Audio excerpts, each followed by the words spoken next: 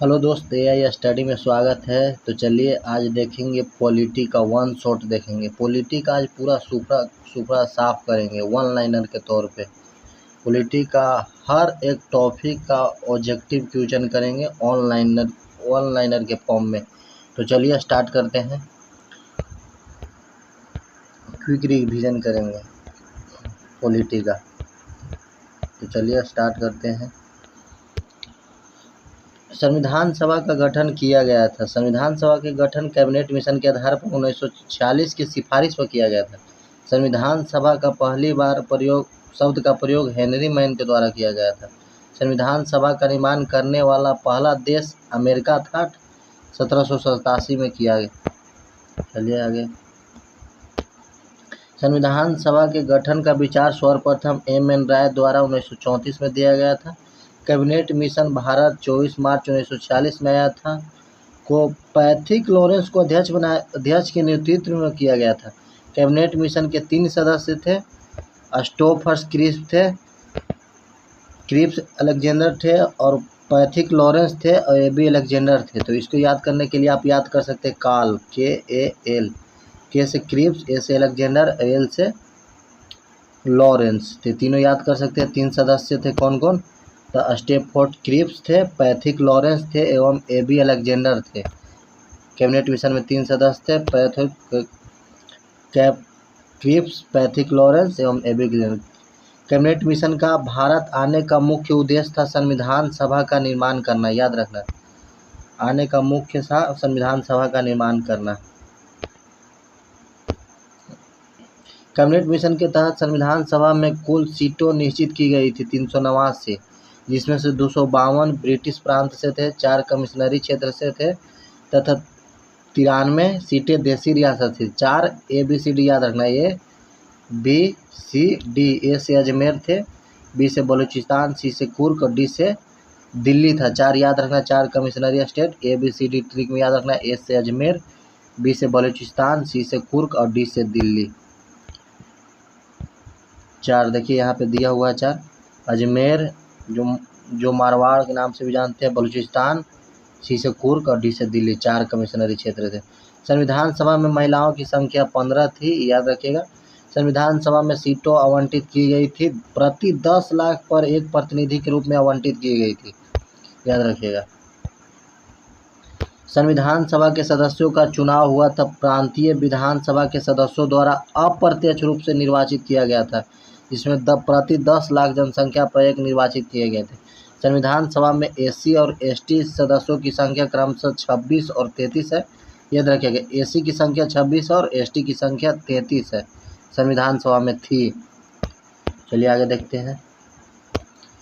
जुलाई 1946 में संविधान सभा चुनाव में कांग्रेस तथा मुस्लिम लीगों की कितनी सीटें प्राप्त हुई थी? तो जुलाई 1946 में संविधान सभा की जब चुनाव हुई थी तो उसमें मुस्लिम लीग की 208 सीट थी, कांग्रेस की 208 सीट थी और मुस्लिम लीग की 73 सीट थी। याद रखिएगा। संविधान सभा में किस रियासत के प्रतिनिधि ने भाग नहीं लिया था? तो हैदराबाद की रियासत ने भाग नहीं लिया था। देश के विभाजन के बाद संविधान सभा में 299 सदस्य ही बचे। जैसे भारत और पाकिस्तान की विभाजन हुआ तो संविधान सभा की पहली बार गठन हुआ था तो उसमें 389 सदस्य थे, तो कुछ पाकिस्तान चले गए, तो उसके बाद 299 सदस्य ही भारतीय संविधान सभा में बचे थे। स्वतंत्रता पश्चात देश में रियासतें की संख्या 562 थी। याद रखिएगा। संविधान सभा का गठन जुलाई 1946 में किया गया था। अंतरिम सरकार का गठन 2 सितंबर 1946 को किया गया था। याद रखिएगा, ये पूछा हुआ क्वेश्चन है। अंतरिम सरकार का गठन 2 सितंबर 1946 को किया गया था। जवाहरलाल नेहरू की अध्यक्षता में किया गया था। अंतरिम सरकार की गठन किसके समय? जवाहरलाल नेहरू की अध्यक्षता में किया गया था 2 सितंबर 1946 को।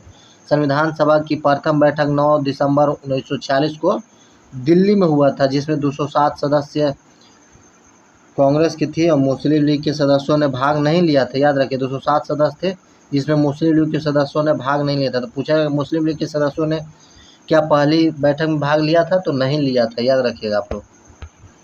संविधान सभा का प्रथम बैठक की अध्यक्षता कौन किए थे? तो सच्चिदानंद सिन्हा ने किए थे। सच्चिदानंद सिन्हा को ही 9 दिसंबर 1946 को पहली बैठक हुई तो उसमें सच्चिदानंद देखा गया कि कौन बुजुर्ग व्यक्ति थे, तो बुजुर्ग व्यक्ति उस सदस्यता करेंगे, उस ठीक है संविधान सभा थी मतलब पहली बैठक हो। तो इस चीज़ को फ्रांस के संविधान से लिया गया, तो देखा गया कि सच्चिदानंद उस बैठक के सबसे बुजुर्ग व्यक्ति थे, उन्हीं को अस्थायी सदस्य बना दिया गया था। तो चलिए आगे देखते हैं। संविधान सभा के संवैधानिक सलाहकार कौन थे? B N Rao. ना जाने या कितनी बार प्रश्न पूछा गया कि संविधान सभा का संवैधानिक सलाहकार कौन होते हैं, तो बी एन राव, ये याद रखेगा आप लोग।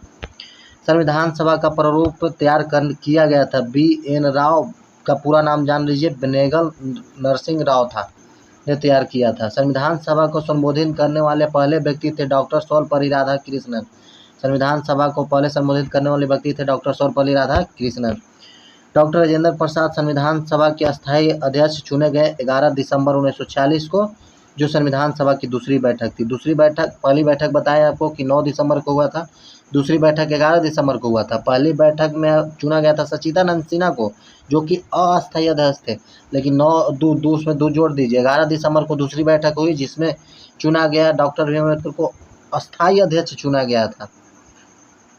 चलिए आगे देखते हैं। संविधान सभा के समक्ष सबसे पहले लाया गया प्रस्ताव था उद्देश्य प्रस्ताव। उद्देश्य प्रस्ताव को ही हम प्रस्तावना के रूप में जानते थे। उद्देश्य प्रस्ताव को पेश किए थे जवाहरलाल नेहरू।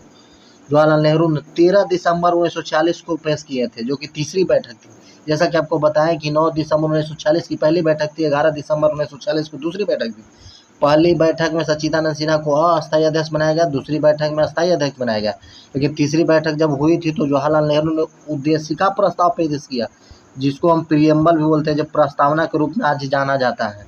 तो 13 दिसंबर 1946 को पेश किया गया था। तो ये डायरेक्ट याद पूछ लेता है क्वेश्चन एग्जाम में कि कब पेश किया गया था, तो 13 दिसंबर 1946 के। किसने पेश किया था? तो जवाहरलाल नेहरू ने पेश किया था उद्देशिका प्रस्ताव।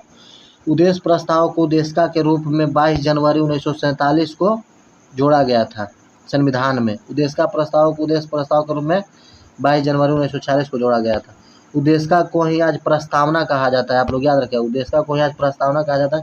ब्रिटिश भारत में सबसे पहले प्रस्तावना का प्रावधान किया गया था 1919 के अधिनियम के तहत। ब्रिटिश भारत में प्रस्तावना का प्रावधान 1919 के अधिनियम के तहत किया गया था। भारतीय संविधान की प्रस्तावना शुरू होती है हम भारत के लोग से। भारतीय संविधान की प्रस्तावना हम भारत के लोग से शुरू होती है। प्रस्तावना को उद्देशिका लिया गया था, तो प्रस्तावना को किस देश से लिया गया? तो अमेरिका से लिया गया। प्रस्तावना की भाषा पूछे तो ऑस्ट्रेलिया से लिया गया। प्रस्तावना को संशोधित किया गया है तो एक बार, जो कि 42वें संविधान संशोधन 1946 के द्वारा किया गया था। याद रखिएगा, संविधान की प्रस्तावना में समाजवाद, पंथ निरपेक्ष तथा एकता शब्द को जोड़ा गया था 42वें संविधान संशोधन 1946 के द्वारा। इस समय प्रधानमंत्री इंदिरा गांधी थे, याद रखिएगा।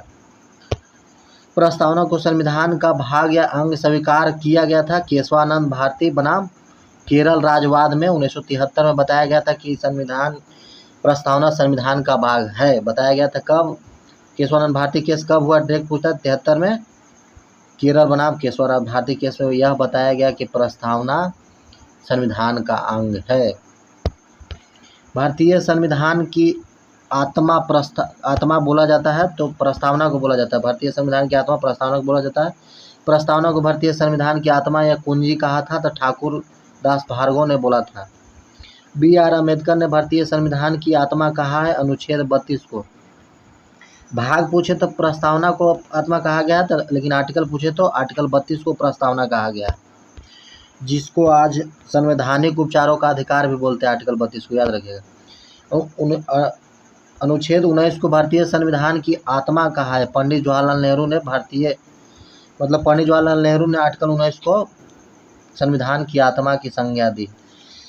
प्रस्तावना को भारतीय राजनीति की जन्म कुंडली कहा है के एम मुंशी ने। प्रस्तावना को जन्म कुंडली बोला है के एम मुंशी। संविधान को एक पवित्र दस्तावेज किसने कहा? तो बी आर अम्बेडकर ने संविधान को एक पवित्र दस्तावेज कहा। पाकिस्तान के लिए पृथक संविधान सभा की गठन की गई थी, 26 जुलाई 1947 को किया गया था। भारत के संविधान को तैयार करने के लिए गठित समितियों की कुल संख्या कितना थी? तो 13 प्रारूप समिति थी, जिसको गठन 19 अगस्त 1947 को गठित किया गया था, जिसका अध्यक्ष डॉक्टर भीम अम्बेडकर थे। प्रारूप समिति में कुल 7 सदस्य थे, याद रखिएगा। संविधान के प्रारूप पर बहस 114 दिन चला था। संविधान के प्रारूप समिति के समक्ष प्रस्तावना को परिभाषित किया गया था, जवाहरलाल नेहरू ने परिभाषित किया था। संविधान सभा में डॉक्टर भीम अम्बेडकर का पहली बार निर्वाचन हुआ था तो पुणे बंगाल से हुआ था, याद रखिएगा। पुणे बंगाल से हुआ था, याद रखिएगा। विभाजन के बाद बम्बई प्रेसिडेंटी के पुणे से हुआ था, याद रखिएगा। पहली बार पूरे बंगाल से हुआ था, फिर विभाजन के बाद बम्बई से हुआ था। स्वतंत्रता के पश्चात प्रथम कानून मंत्री थे तो डॉक्टर भीम अम्बेडकर थे। जो कि अंतरिम भारत में कानून मंत्री बने थे तो जगेंद्र नाथ बने थे, याद रखिएगा। स्वतंत्र भारत के प्रथम वित्त मंत्री थे RK षणमुखम सेठी। तो इसको याद रखने के लिए आप ट्रिक याद रख सकते हैं, जिसके पास वित्त या धन होगा वो हम लोग से मतलब जनता लोग से सन्मुख हो जाता है, याद रख सकते हैं आप ट्रिक के माध्यम से। झंडा समिति, झंडा एवं संचालन समिति या नियम समिति के अध्यक्ष डॉक्टर राजेंद्र प्रसाद थे। संघ संविधान समिति के अध्यक्ष थे। संघ जिसमें लगा होगा वो पंडित जवाहरलाल नेहरू है। संघ समिति के अध्यक्ष थे जवाहरलाल नेहरू। कुल सदस्य इसमें 15 थे। प्रांतीय समिति पूछे तो सरदार वल्लभ भाई पटेल थे। मौलिक अधिकार एवं अल्पसंख्यक के अध्यक्ष थे सरदार वल्लभ भाई पटेल। मूल मौलिक अधिकार उप समिति के अध्यक्ष थे JV कृपलानी। भारतीय स्वतंत्रता अधिनियम पारित किया गया था 18 जुलाई 1947 को। संविधान सभा द्वारा राष्ट्रीय ध्वज तिरंगा को 22 जुलाई 1947 को अपनाया गया था। झंडा दिवस मनाया जाता है 22 जुलाई को, याद रखिए। भारतीय संविधान के निर्माण में लगा समय 2 वर्ष 11 महीना 18 दिन लगा था। संविधान बनने में 2 वर्ष 18 महीना 11 दिन लगा। 2 वर्ष 11 महीना 18 दिन लगा था। संविधान सभा के कुल अधिवेशन 11 गो हुए थे। कुल अवधि 165 दिन चली थी। संविधान सभा द्वारा भारतीय संविधान को अंगीकृत या अपनाया गया था 26 नवंबर 1949 को। इसलिए 26 नवंबर को संविधान दिवस के रूप में मनाया जाता है। आप लोग याद रखिएगा। संविधान दिवस या विधि दिवस देखिए 26 नवंबर को मनाया जाता है। किस लिए? क्योंकि संविधान इस दिन बनकर तैयार हो गई थी। संविधान सभा की अंतिम बैठक हुई थी 24 जनवरी 1950 को। इसे याद रखने के लिए याद रख सकते हैं कि 26 जनवरी के मतलब लागू हो गया था, उस दिन 2 दिन पहले मतलब लास्ट बैठक हुई थी। संविधान सभा द्वारा राष्ट्रगान के रूप में जन गण मन को स्वीकार किया गया था तो 24 जनवरी 1950 को। यानी जब लास्ट वाली बैठक हुई थी ना 24 जनवरी 1950 को, तो उस दिन राष्ट्रगान को संविधान सभा में अंगीकार या स्वीकार कर लिया था। संविधान सभा द्वारा राष्ट्रीय गीत के रूप में वंदे मातरम को स्वीकार किया गया था 26 जनवरी 1950 को। यानी जिस दिन संविधान लागू हुआ था ना उस दिन वंदे मातरम को किया गया था, और 2 दिन पहले उसको मतलब 24 जनवरी को जन गण मन को अंगीकार किया गया था, यानी स्वीकार किया गया था संविधान में। हमारे संविधान में संपूर्ण संविधान लागू हुआ था तो 26 जनवरी 1950 को लागू हुआ था। मूल संविधान लिखा गया है तो अंग्रेजी में मूल संविधान लिखा गया है। भारतीय संविधान को लिखने वाले सुलेखक यानी जो लिखे हैं कलम से, उसे प्रेम बिहारी नारायण रजादा द्वारा लिखा गया भारतीय संविधान को, याद रखिएगा। भारतीय संविधान के मूल प्रति को चित्रों से सजाया गया, नंदलाल बोस ने सजाया था। लिखा था प्रेम बिहारी नारायण रजादा, लेकिन सजाया था नंद, जो चित्र उस पर चित्र कई प्रकार के हैं, वो चित्र को नंदलाल बोस ने सजाया था। संविधान का नामकरण भारत के संविधान के रूप में किया गया है तो अनुच्छेद 393 में भलो किया गया है। भारतीय संविधान का जनक कहा जाता है तो डॉक्टर भीम अम्बेडकर को कहा जाता है। डॉक्टर भीम अम्बेडकर का जन्म हुआ था 14 अप्रैल 1891 में महू मध्य प्रदेश में, याद रखिएगा। भारतीय संविधान की प्रकृति है तो एकात्मक एवं संघात्मक, याद रखिएगा। भारतीय संविधान एक धर्मनिरपेक्ष देश है। इसका तात्पर्य होता है कि सभी धर्मों का महत्व स्वीकार करना। भारत का एक गणतंत्र अर्थ होता है भारत में राष्ट्र का प्रधान या राष्ट्रपति सर्वोच्च है। भारत का संविधान है अंशतः कठोर एवं अंशतः लचीला है भारतीय संविधान। भारतीय संविधान को अर्धसंघीय संविधान कहा है तो केसी व्हीलर ने कहा है अर्धसंघीय संविधान। मूल संविधान के अनुच्छेदों, अनुसूचियों एवं भागों की संख्या है तो वर्तमान में मूल संविधान में 395 आर्टिकल थे, 8 अनुसूचियां थी, 22 भाग थे। वर्तमान में 495 से अधिक आर्टिकल है।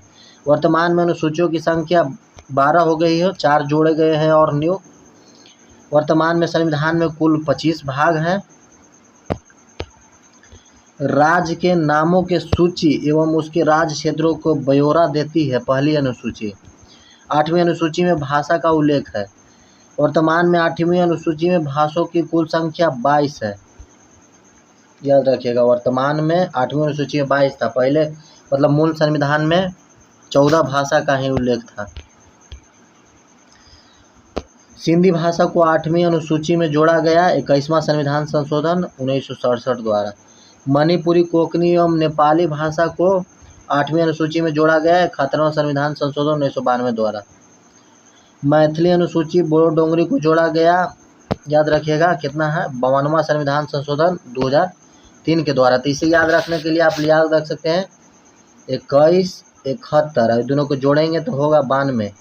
इन्हें एक जोड़ा गया था सिंधी भाषा, इसमें जोड़ा गया था नमक, नेपाली, कोंकणी, मणिपुरी यानी 3, इसको जोड़ देंगे तो हो जाएगा 4। तो याद रखिएगा 21 के तहत एक सिंधी भाषा को जोड़ा गया था, 71 के तहत 3 जोड़ा गया था। नमक याद रखिएगा कौन कौन, तो नेपाली, कोंकणी और मणिपुरी। अब 92 के द्वारा 4 भाषा को जोड़ा गया था। 4 भाषा को 2003 में जोड़ा गया था, कौन कौन, तो बोडो, डोगरी, मैथिली और संथाली। बदमाश याद रख सकते हैं, बोडमास। तो आपको होप याद हो गया होगा चारों 8 भाषा कैसे जुटी हमारे संविधान में। वर्तमान में अनुसूची 8 में 22 भाषा का उल्लेख है, मूल संविधान में 14 भाषा का उल्लेख है। चलिए आगे बढ़ते हैं। हिंदी को भारत की राजभाषा के रूप में स्वीकार किया गया था 14 सितंबर 1949 को। हिंदी दिवस मनाया जाता है 14 सितंबर को मनाया जाता है। संघ की राजभाषा हिंदी एवं देवनागरी लिपि होगी, भाग 17 के अनुच्छेद 343 के अनुसार बोला गया है। प्रथम राजभाषा आयोग का गठन 1955 में हुआ था। राजभाषा आयोग के प्रथम अध्यक्ष बीजी खेर थे, याद रखिएगा। दूसरी अनुसूची का संबंध पदाधिकारियों का वेतन एवं भत्ते एवं पेंशन से है।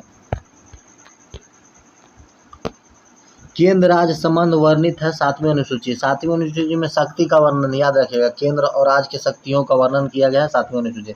7वीं अनुसूची का संबंध केंद्र एवं राज्य के बीच शक्तियों के बंटवारे एवं सरकारों द्वारा शुल्क एवं कर लगाने के अधिकारों से। 10वीं अनुसूची का संबंध दल बदल से। 10 को आप याद रखते हैं, 10 में दल बदल संबंधित प्रावधान किया गया है। तो चलिए आगे बढ़ते हैं। दल बदल निरोधक अधिनियम पारित किया गया है तो 15 फरवरी 1985 को। दल बदल निरोधक अधिनियम पारित किया गया 15 फरवरी 1985 को। दल बदल विरोध कानून को मान्यता दी गया था तो 52वां संविधान संशोधन 1985 के द्वारा दिया गया था। 52वां संविधान संशोधन 1985 के द्वारा 10वां अनुसूची को हमारे संविधान में जोड़ा गया था। मूल संविधान में 8 ही अनुसूचियाँ थी, लेकिन वर्तमान में हमारे संविधान में 12 अनुसूचियाँ हैं। संविधान में देश का नाम भारत अथवा डेट इज इंडिया बोला गया है। हमारे संविधान में भारत और इंडिया का ही जिक्र किया गया है। संविधान का सबसे बड़ा भाग 5वां भाग एवं संघीय नगरपालिका का उल्लेख किया गया है। भाग 5 अध्याय 4 में है।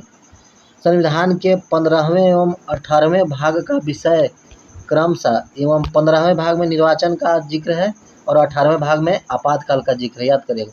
प्रथम लिखित संविधान अमेरिका ने बनाया था। सबसे बड़ा लिखित संविधान हमारा भारत अपना भारत का है।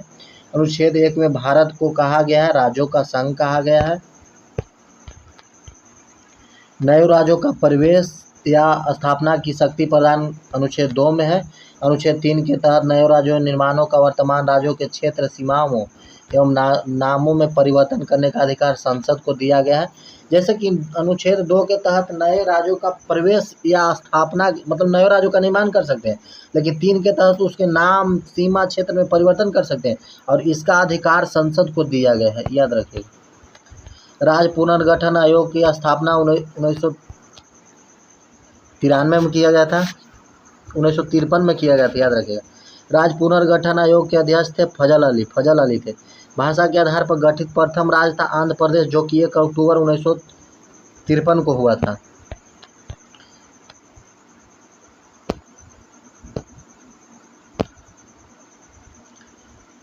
असम राज्य का गठन 1956 में किया गया था। सिक्किम को 22वां राज्य का दर्जा प्रदान 36वां संविधान संशोधन 1975 के द्वारा किया गया था।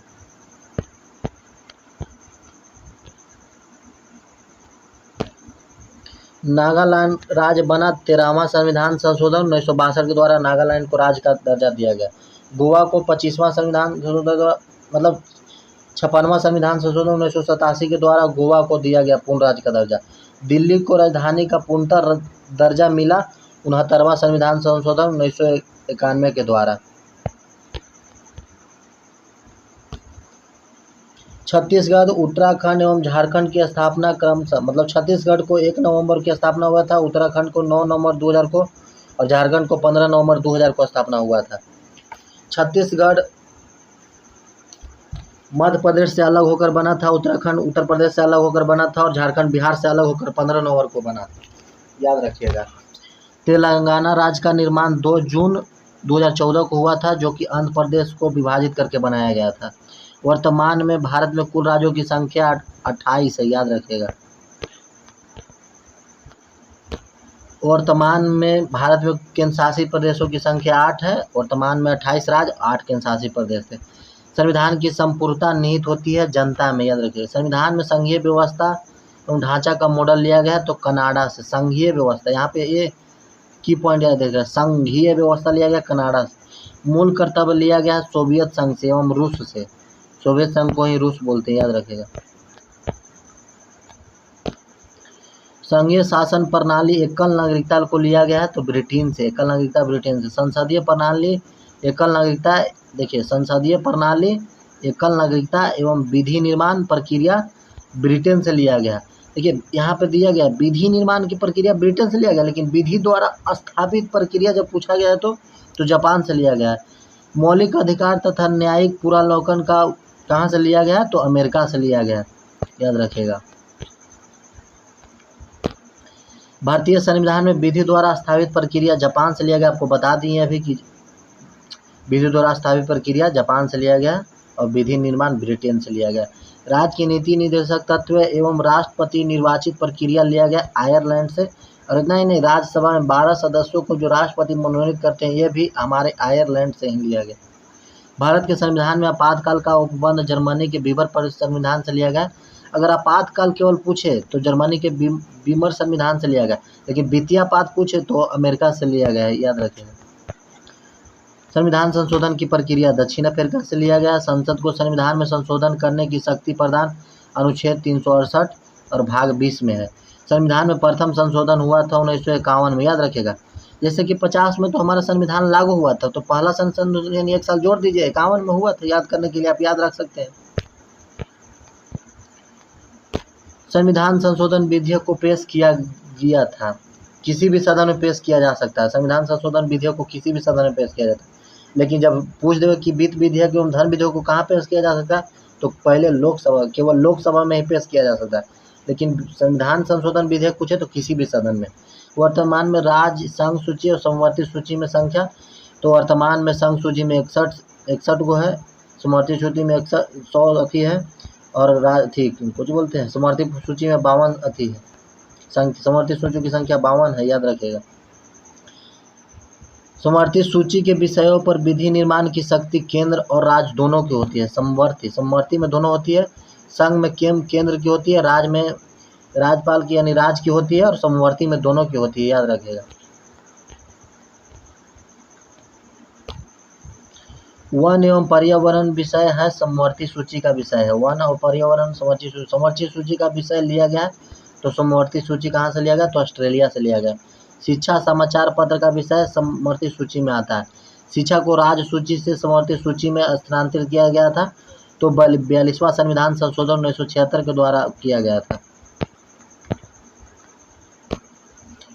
पुलिस, पंचायती राज, भूमि सुधार, गैस, कृषि, याद रखिएगा। कृषि कानून व्यवस्था कहाँ से लिया तो राज्य सूची का है विषय है। पुलिस, पंचायती राज, भूमि सुधार, गैस, कृषि कानून व्यवस्था विषय राज्य सूची का विषय है। रेल, डाक, रक्षा, रेडियो, टेलीविजन, बैंकिंग, बीमा, जनगणना विषय ये संघ सूची का विषय है, आप लोग याद रखिएगा। भारत में नागरिकता का प्रावधान एकल नागरिकता है। एकल नागरिकता का प्रावधान ब्रिटेन से लिया गया है, याद रखिएगा। एकल नागरिकता कहाँ से लिया गया तो ब्रिटेन से लिया गया है। नागरिकता विषय है, संघ सूची का विषय है। नागरिकता का उल्लेख संविधान के भाग 2 के अंतर्गत अनुच्छेद 5 से 11 तक किया गया है।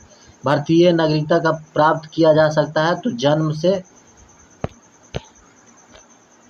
जन्म से प्राप्त किया जा सकता है, वंश के आधार पर, वंश एवं परंपरा के आधार पर, पंजीकरण से, देशीकरण से और भूमि अर्जित से। 5 प्रकार से नागरिकता प्राप्त किया जा सकता है। पंजीकरण द्वारा नागरिक प्राप्त करने के लिए यहाँ पे देख लीजिए दोस्त 7 वर्ष होता है, 5 वर्ष लिखा हुआ है। देशीकरण के लिए भी 10 वर्ष होता है, यहाँ पे 5 वर्ष लिखा हुआ है, सुधार लीजिएगा। पहला नागरिक संशोधन बिल पारित किया गया था तो 1955 में, यानी नागरिकता संशोधन विधेयक पूछे तो 1955 होता है। भारतीय नागरिक अधिनियम 1955 में संशोधन हो चुका था।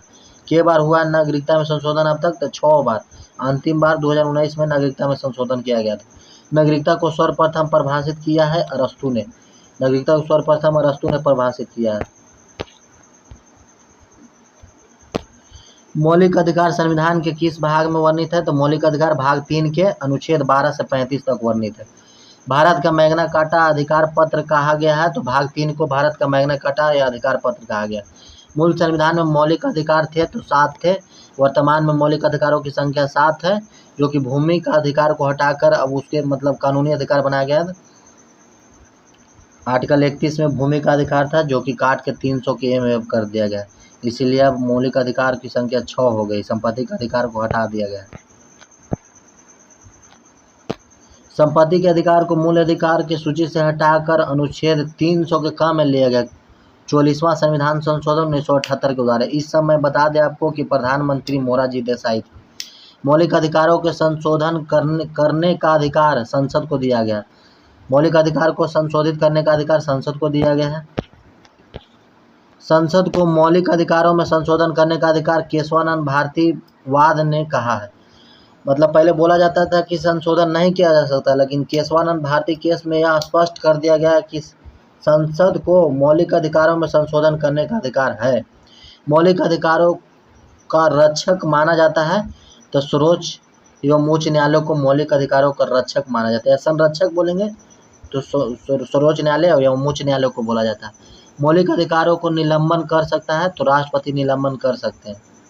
मौलिक अधिकार को निलंबित कर सकते हैं राष्ट्रपति, लेकिन संरक्षण कर सकते हैं तो सुप्रीम कोर्ट और हाई कोर्ट।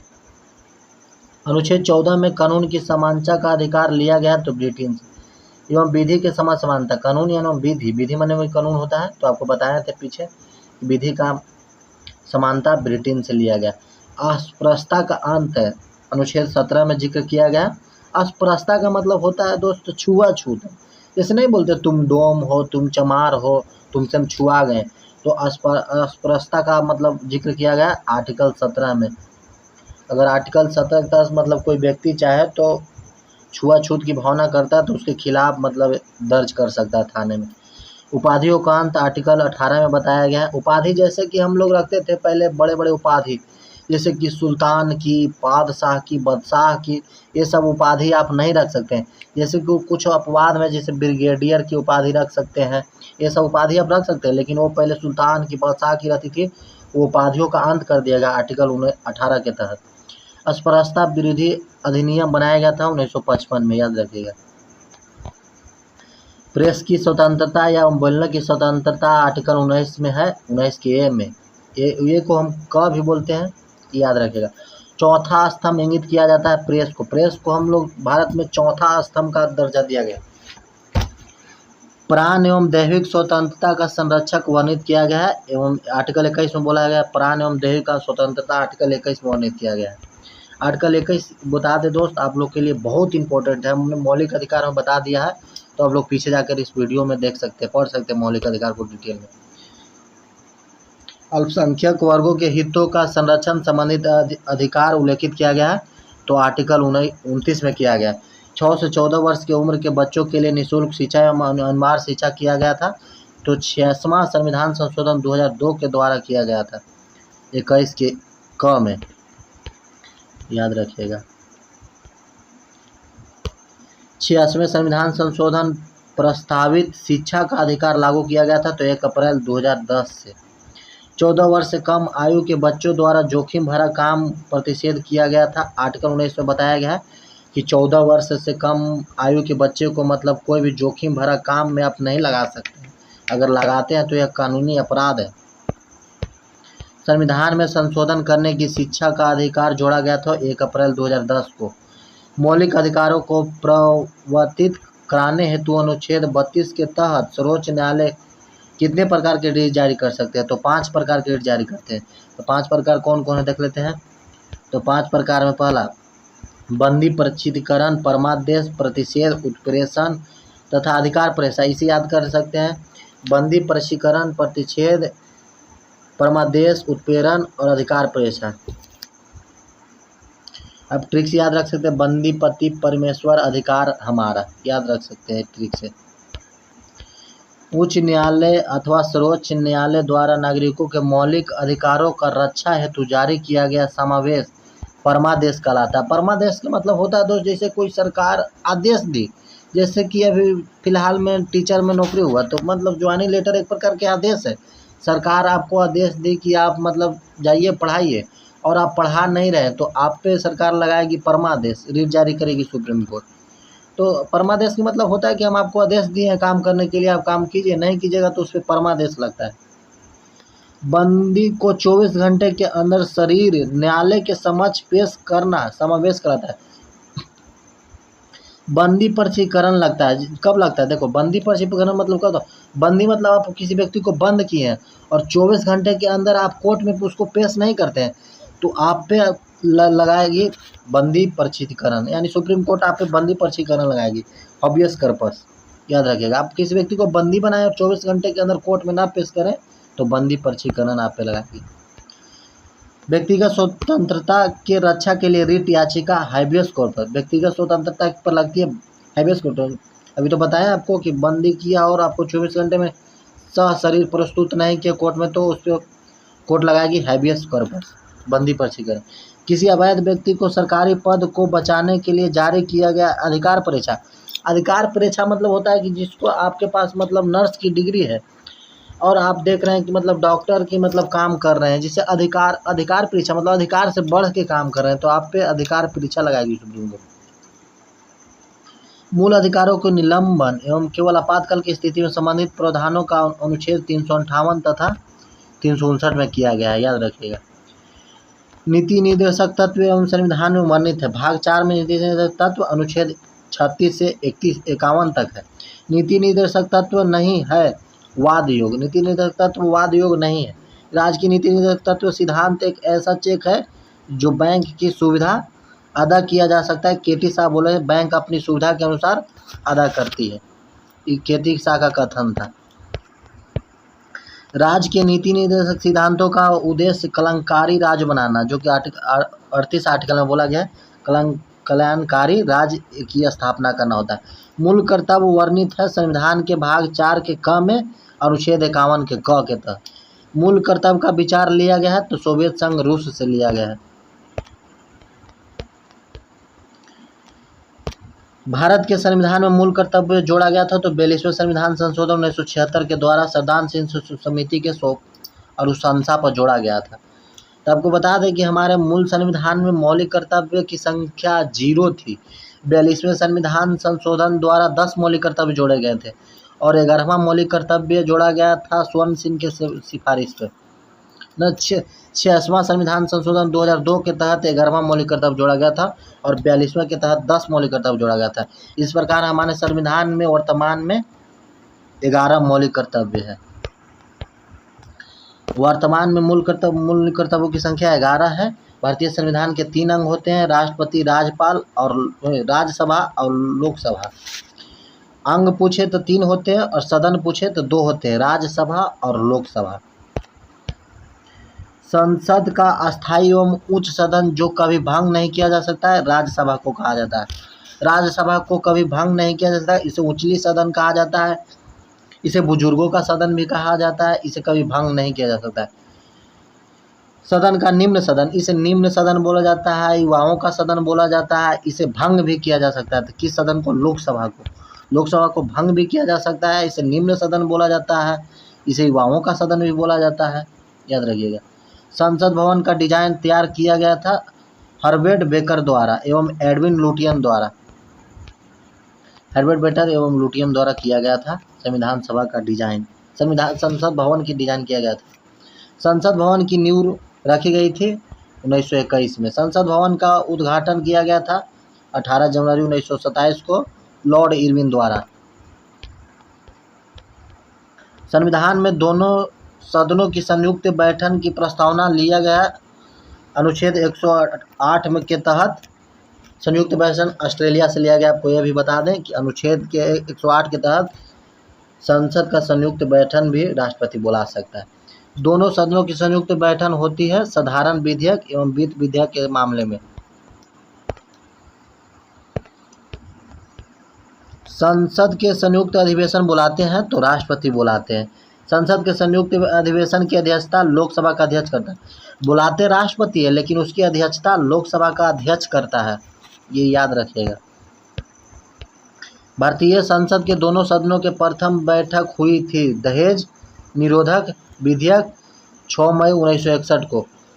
जब पहली संयुक्त बैठक कब बुलाई गई थी तो दहेज के खिलाफ बुलाया गया था 6 मई 1961 को। संयुक्त अधिवेशन में निर्णय किस आधार पर लिया जाता है? बहुमत के आधार पर। संसद की कार्यवाही सूची में प्रथम विषय होता है प्रश्नकाल का। प्रश्नकाल की अवधि 1 घंटा शून्यकाल का काल कहलाता है। प्रश्नकाल के ठीक बाद का काल शून्यकाल कहलाता है। 12 बजे से 1 बजे के बीच का समय कहलाता है शून्यकाल। शून्यकाल का अर्थ होता है प्रश्न उत्तर सत्र।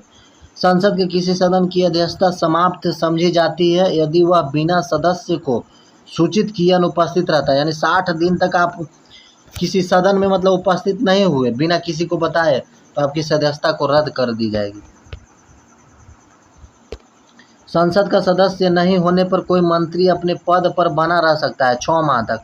यानी अब संसद का कोई भी सदस्य नहीं है फिर भी आप 6 माह तक मतलब संसद का सदस्य बिना संसद का सदस्य बने मंत्री पद पर रह सकते हैं, लेकिन आपको 6 महीने के अंदर संसद की सदस्यता लेनी होगी। संसद के 2 क्रमिक अधिवेशनों के बीच अधिकतम समय अंतराल 6 माह का होता है। यानी 6 माह के अंतर्गत संसद का अधिवेशन कराना होता है। भारत का प्रथम नागरिक कौन होता है? तो राष्ट्रपति होता है, याद रखिएगा। संविधान में राष्ट्रपति पद की व्यवस्था की गई है आर्टिकल 52 के तहत। यानी भारत का एक राष्ट्रपति होगा, आर्टिकल 52 में कहा गया है। राष्ट्रपति का पद एवं राष्ट्रपति पर महाभियोग लिया गया अमेरिका से। अमेरिका के संविधान से लिया गया है कि राष्ट्रपति पर महाभियोग की प्रक्रिया लगाई जा सकती है। राष्ट्रपति के कार्य एवं शक्तियाँ लिया गया है तो ब्रिटेन के संविधान से कार्य एवं शक्तियाँ लिया गया। राष्ट्रपति का क्या क्या कार्य होगा ये ब्रिटेन के संविधान से लिया गया। कार्यपालिका का प्रमुख होता है तो राष्ट्रपति होता है। 3 सेनानियों का सेनापति होता है तो राष्ट्रपति होता है। राष्ट्रपति पद के लिए न्यूनतम आयु होता है 35 वर्ष होता है। राष्ट्रपति का कार्यकाल होता है तो 5 वर्ष होता है। राष्ट्रपति का मासिक वेतन होता है या महीने का वेतन 5 लाख रुपया होता है, याद रखिए। राष्ट्रपति का चुनाव होता है तो एकल संक्रमणीय प्रणाली के आधार पर अप्रत्यक्ष रूप से मतदान होता है, याद रखिएगा। किस विधि द्वारा होता है? तो एकल संक्रमणीय प्रणाली के आधार पर अप्रत्यक्ष मतदान से होता है। राष्ट्रपति के चुनाव में भाग लेते हैं तो संसद एवं राज्यों के विधान सभाओं के निर्वाचित सदस्य, ये आप याद रखिएगा। उपराष्ट्रपति में सभी सदस्य भाग लेते हैं, राज्यसभा एवं लोकसभा के सभी सदस्य, लेकिन संसद में केवल निर्वाचित सदस्य लेते हैं, मनोनीत सदस्य इसमें भाग नहीं लेते राष्ट्रपति के चुनाव में। राष्ट्रपति के चुनाव हेतु निर्वाचक मंडल का उल्लेख किया गया है तो आर्टिकल 54 में किया गया। राष्ट्रपति के उम्मीदवार के नामांकन हेतु प्रस्तावक एवं अनुमोदकों की संख्या 50 होनी चाहिए। यानी राष्ट्रपति का आपका चुनाव लड़ना है तो आपके पास 50 प्रस्तावक और 50 अनुमोदक होगा, तभी आप राष्ट्रपति का चुनाव मतलब लड़ सकते हैं। राष्ट्रपति का चुनाव लड़ने हेतु जमानत राशि 15,000 रुपया होना चाहिए। यानी 1/6 वोट आप नहीं लाते हैं तो आपका जमानत राशि मतलब जब्त कर लिया जाएगा। 1/6 मतलब कुल मतदाताओं का 1/6 आपका वोट नहीं मिला तो आपकी जमानत राशि मतलब जब्त कर ली जाती है। राष्ट्रपति को पद की शपथ दिलाता है तो भारत के मुख्य न्यायाधीश नहीं होते हैं, तो अन्य न्यायाधीश शपथ दिलाते हैं भारत की राष्ट्रपति को। भारत राष्ट्रपति को पद से हटाया जा सकता है तो महाभियोग की प्रक्रिया द्वारा, जो कि आर्टिकल 61 के तहत किया गया है। महाभियोग का जिक्र आर्टिकल 61 में किया गया है। राष्ट्रपति के हटाने का एक प्रावधान है महाभियोग, जिसके तहत राष्ट्रपति को अपने पद से हटाया जा सकता है। राष्ट्रपति पर महाभियोग आरोप लगाया जा सकता है तो संसद के किसी सदन से भी आप राष्ट्रपति पर महाभियोग लगा सकते हैं। राष्ट्रपति पर महाभियोग लगाने की सूचना दी जाती है तो 14 दिन पूर्व राष्ट्रपति को दी जाती है। यानी आप महाभियोग की प्रक्रिया राष्ट्रपति पर लगा रहे हैं तो सूचना 14 दिन पहले राष्ट्रपति को देना होगा। राष्ट्रपति त्याग पत्र सौंपता है तो उपराष्ट्रपति को अपना त्याग पत्र सौंपता है। राष्ट्रपति का रिक्त स्थान भर लिया जाता है, यानी 6 माह के अंदर भरना जरूरी होता है राष्ट्रपति का। संसद के लिए राष्ट्रपति का अभिभाषण तैयार करता है तो केंद्रीय मंत्रिमंडल संसद के लिए अभिभाषण का तैयार करता है। राष्ट्रपति लोकसभा भंग करता है प्रधानमंत्री के सलाह पर आर्टिकल 85 के तहत। 85 में 17 वसान एवं आहूत की चर्चा है, जो कि राष्ट्रपति बुलाते हैं। लोकसभा को भंग करते हैं कब? जब प्रधानमंत्री के सलाह पर राष्ट्रपति। मृत्युदंड क्षमा करने का अधिकार राष्ट्रपति को केवल निहित है, जो कि अनुच्छेद 72 के तहत है। लोकसभा में कितने सदस्यों को राष्ट्रपति मनोनीत कर सकते हैं? तो 2 एंग्लो इंडियन को, जो कि अब 104वां संविधान संशोधन द्वारा ये एंग्लो इंडियन को ख़त्म कर दिया गया है वर्तमान में। राष्ट्रपति मंत्रियों की नियुक्ति करता है प्रधानमंत्री के परामर्श पर, यानी सलाह पर मंत्रियों की नियुक्ति करता है। किसी भी विधि के लिए सर्वोच्च न्यायालय से परामर्श मांगने का अधिकार राष्ट्रपति को है 143 के तहत। परामर्श अब ले सकता है किसी भी न्यायालय से राष्ट्रपति आर्टिकल 143 के तहत। भारत के प्रथम राष्ट्रपति डॉक्टर राजेंद्र प्रसाद थे, जिनका कार्यकाल बहुत लंबा कार्यकाल पूछे तो डॉक्टर राजेंद्र प्रसाद थे। प्रथम दलित राष्ट्रपति थे तो KR नारायण थे। प्रथम कार्यवाहक राष्ट्रपति थे तो BB गिरी। निर्विरोध निर्वाचित राष्ट्रपति थे तो संजीव रेड्डी, नीलम संजीव रेड्डी थे। निर्विरोध नीलम संजीव रेड्डी। राष्ट्रपति का चुनाव लड़ने वाली प्रथम महिला उम्मीदवार थी तो लक्ष्मी सहगल। राष्ट्रपति जिनकी मृत्यु कार्यकाल के दौरान हुई, तो 2 ऐसे राष्ट्रपति थे जिनकी मृत्यु कार्यकाल के दौरान हुई, तो कौन कौन? तो फखरुद्दीन अली अहमद और जाकिर हुसैन थे। 2 ऐसे राष्ट्रपति थे जिनकी मृत्यु कार्यकाल के दौरान हुई थी। एकमात्र मुख्य न्यायाधीश जिन्होंने राष्ट्रपति के पद पर कार्य किया तो M हिदायतुल्लाह। एक ऐसे मुख्य न्यायाधीश थे जो राष्ट्रपति के पद पर भी कार्य किए थे, तो M हिदायतुल्लाह, याद रखिएगा। देश के प्रथम महिला राष्ट्रपति थी तो प्रतिभा पाटिल।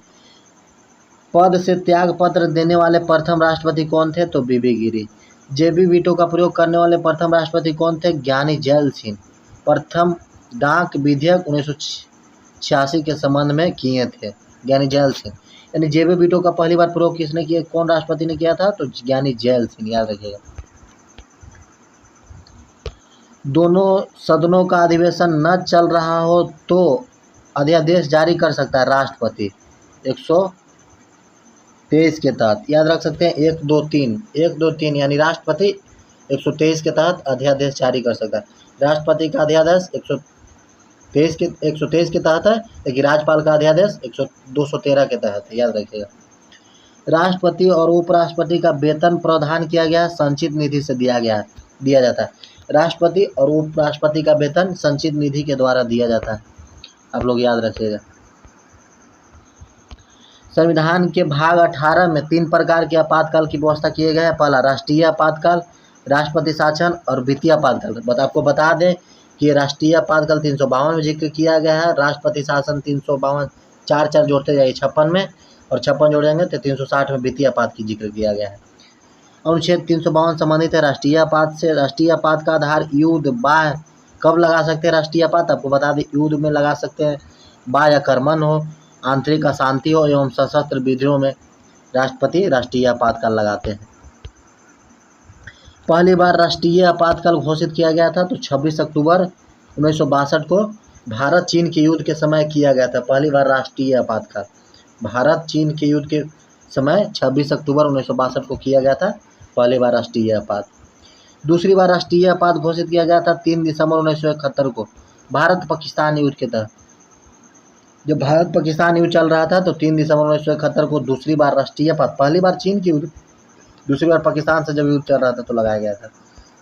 आंतरिक अशांति के कारण तीसरी बार लगाया गया था तो 25 जून 1975 को लगाया गया था। यानी 62, 71, 75 ये याद रख सकते हैं। 3 बार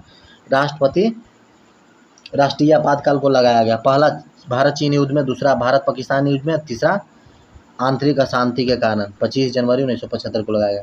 राष्ट्रपति को घोषणा के कितने दिनों के भीतर संसद की स्वीकृति जरूरी है? तो 1 माह के भीतर। अनुच्छेद 356 संबंधित है राष्ट्रपति शासन से। भारत में राष्ट्रपति शासन की घोषणा कौन करते हैं? तो राष्ट्रपति ही करते हैं, राज्यपाल के सलाह पर करते हैं। राज्यपाल के सलाह पर राष्ट्रपति करते हैं, याद रखिएगा। कब करते हैं? तो राज्य में संवैधानिक तंत्र विफल हो जाए, यानी संविधान काम मतलब सही से संविधान के प्ररूप काम न करे।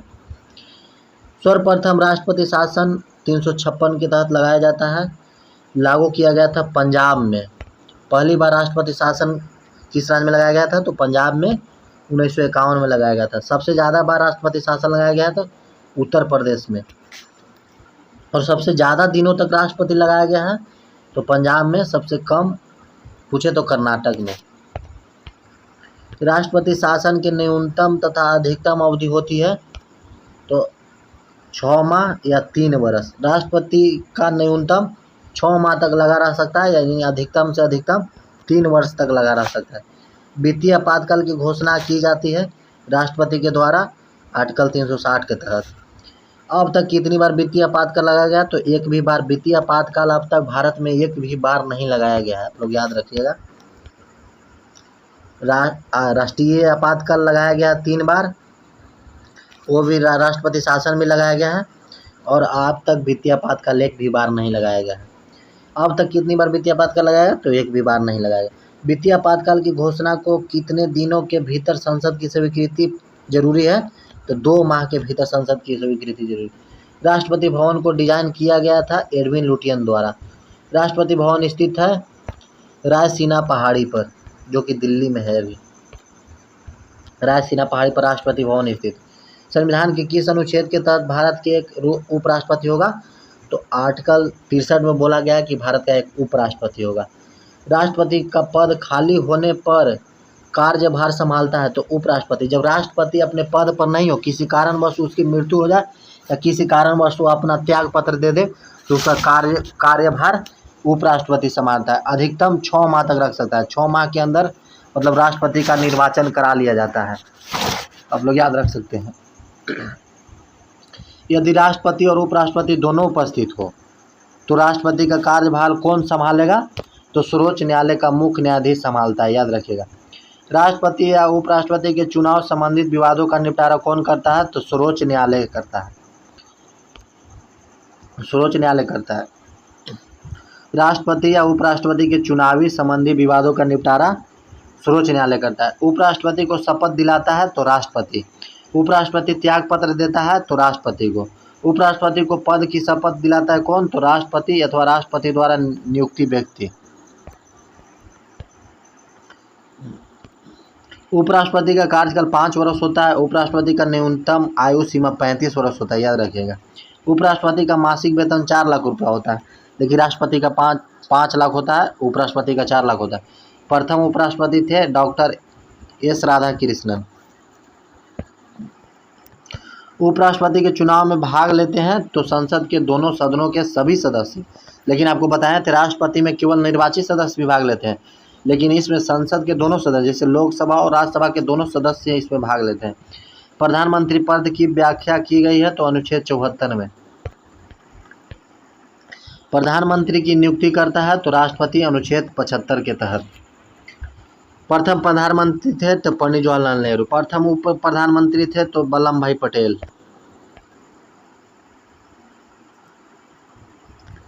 प्रथम प्रधानमंत्री पद है पूर्णतः गैर संवैधानिक। उप प्रधानमंत्री पद कैसी है? तो गैर संवैधानिक। गैर संवैधानिक मतलब संविधान में जिक्र नहीं है।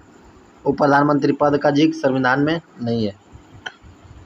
प्रधानमंत्री पद के लिए न्यूनतम आयु होता है तो 25 वर्ष।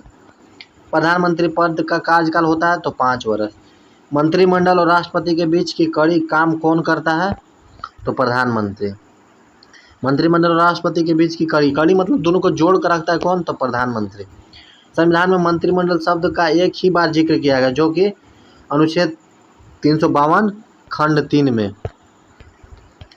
मंत्रिपरिषद का अध्यक्ष कौन होता है तो प्रधानमंत्री। मंत्रिपरिषद में शामिल होते हैं तो प्रधानमंत्री एवं अन्य मंत्री।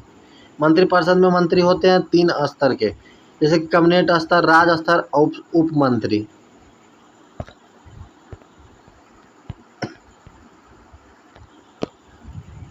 मंत्रिपरिषद सामूहिक रूप से उत्तरदायी होता है तो लोकसभा के प्रति, लेकिन व्यक्तिगत रूप से होता है तो राष्ट्रपति के प्रति। याद रखिएगा, सामूहिक रूप से पूछे तो लोकसभा के प्रति या व्यक्तिगत रूप से राष्ट्रपति प्रधानमंत्री होता है। मंत्रिपरिषद का निर्माणकर्ता और सराहकर्ता कौन है तो प्रधानमंत्री। प्रधानमंत्री सरकार के निर्णयों की जानकारी राष्ट्रपति को देता है अनुच्छेद 78 के तहत।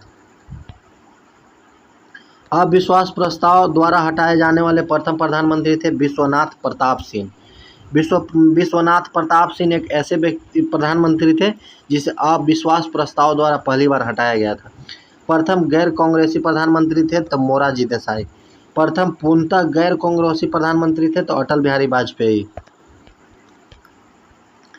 प्रधानमंत्री जो पद ग्रहण करने के किसी भी सदन का सदस्य नहीं थे तो पीवी नरसिम्हा राव। एक भी दिन संसद का सामना नहीं करने वाले प्रधानमंत्री थे तो चौधरी चरण सिंह।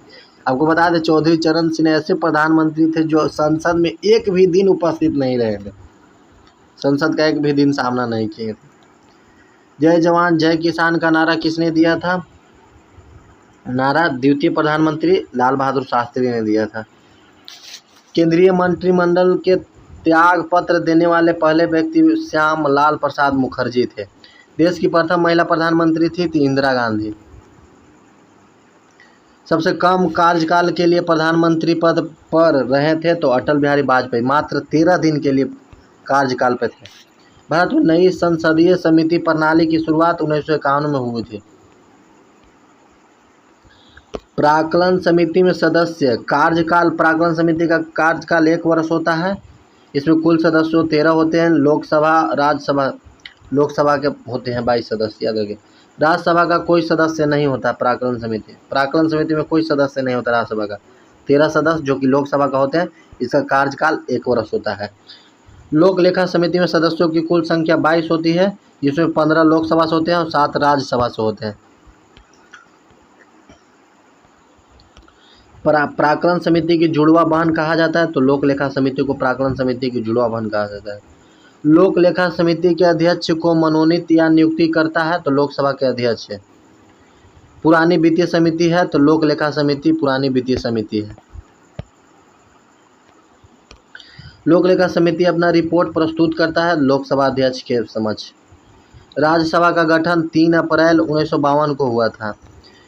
राज्यसभा का पहली बैठक 13 मई 1952 को हुआ था। 3 अप्रैल को गठित हो गया था, लेकिन 13 मई को पहली बैठक हुई थी राज्यसभा की। राज्यसभा के सदस्यों का चुनाव होता है तो एकल संक्रमणीय पद्धति द्वारा। प्रत्येक वर्ष मतलब 1/3 सदस्य चुने जाते हैं। राज्यसभा के सदस्य चुने जाते हैं तो राज्य विधानसभा के निर्वाचित सदस्यों द्वारा। राज्यसभा के कितने सदस्य प्रति 2 वर्ष पर चुनाए जाते हैं तो 1/3। याद रखिएगा, 1/3 प्रत्येक 2 वर्ष पर चुने जाते हैं। राज्यसभा में राज्यों संघों के प्रतिनिधि दिया जाता है तो उनकी जनसंख्या के अनुपात में। राज्यसभा का प्रदेन अध्यक्ष होता है तो उपराष्ट्रपति। राज्यसभा का प्रदेन अध्यक्ष उपराष्ट्रपति को बोला जाता है, यानी राज्यसभा का सभापति भी उपराष्ट्रपति को ही बोला जाता है, जो कि राज्यसभा का सदस्य नहीं होता है। याद रखिएगा, उपराष्ट्रपति राज्यसभा का सदस्य नहीं होता है, फिर भी राज्यसभा का अध्यक्ष होता है। राज्यसभा के सदस्यों का कार्यकाल 6 वर्ष होता है। राज्यसभा में गणपूर्ति एवं कोरम की संख्या 1/10 है। राज्यसभा एक अस्थायी सदन है क्योंकि यह कभी भी भंग नहीं हो सकता या विघटित नहीं हो सकता। राष्ट्रपति राज्यसभा में मनोनीत कर सकता है, 12 सदस्यों को मनोनीत करता है, और यह आयरलैंड के संविधान से लिया गया है। राज्यसभा की पहली महिला महासचिव थी तो बी.एस. रामादेव। बी.एस. रामादेव राज्यसभा के पहली महिला महासचिव थी। राज्यसभा के लिए नामित प्रथम अभिनेत्री थी तो नरगिस दत्त थी। नरगिस दत्त प्रथम अभिनेत्री थी जो राज्यसभा के लिए नामित की गई थी। नामित, देखिए यहाँ से याद रख सकते हैं, नामित यानी नारगिस। अभिनेता पूछे तो पृथ्वीराज कपूर थे। लोकसभा एवं राज्यसभा के निर्वाचन हेतु न्यूनतम आयु सीमा, यानी लोकसभा के लिए आप 25 वर्ष के हैं तो आप लोकसभा का चुनाव लड़ सकते हैं, और 30 वर्ष का है तो आप राज्यसभा का चुनाव लड़ सकते हैं। लोकसभा की संरचना एवं उल्लेख किया गया है तो 81 में लोकसभा का है और 80 में राज्यसभा का है और 79 में संसद का है। तो आप इस ट्रिक से याद रख सकते हैं, सरल, यानी यहाँ पे आप लिख दीजिए 79, 80 और 81। 79 में हो गया स से संसद, 80 में हो गया र से राज्यसभा और 81 में हो गया लोकसभा। यानी सरल आप ट्रिक याद रख सकते हैं, स से संसद, र से राज्यसभा और ल से लोकसभा। 79, 80 और 81। लोकसभा का गठन किया गया था तो 6 मई 1952 को।